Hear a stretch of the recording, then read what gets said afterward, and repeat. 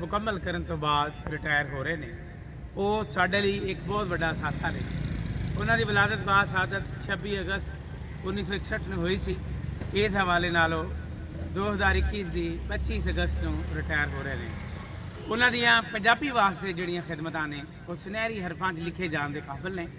ਉਹਨਾਂ ਨੇ ਕਹਾਣੀਆਂ ਲਿਖੀਆਂ, ਨਾਵਲ ਲਿਖੇ ਤੇ ਉਸ ਤੋਂ ਬਾਅਦ ਅਫਸਾਨੇ ਲਿਖੇ ਤੇ ਸਫ਼ਰਨਾਮੇ ਵੀ ਲਿਖੇ।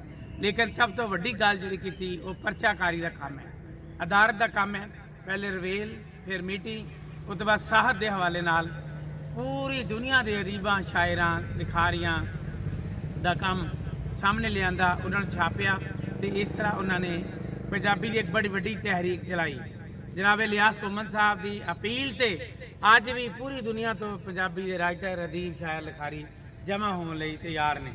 तो असी उन्होंने सुनहरी खिदमात में जनाब डॉक्टर इजहार गुलजार ने एक बहुत बड़े मजमून की शक्ल के पंजाबी के अखबार भलेखा छाया किया और दसिया है कि इलियास घुम्मन साहब दियाँ किहड़ियां पक्खां ने, किहड़ियां उन्होंने जिहतां ने और किस हवाले नाल वो असीम आदमी ने।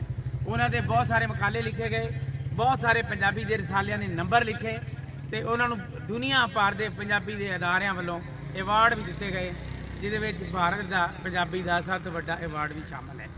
तो सब तो वड्डी गल है कि उर्दू पंजाबी तो फारसी लिपि के अलावा शाहमुखी ते उस तो बाद दूसरी जी जबान है वो गुरमुखी दोनों अंदाज़ों के भी छापिया और उन्होंने कलाम तो पंजाबी अदारा जो लिखारियां उन्होंने कायम किया अपना वो तहत अदारा सकाफत बहुत सारिया किताबां छापियां जिन्हों की तादाद सैकड़ों तक है तो नवे लिखने वालों सामने लिया।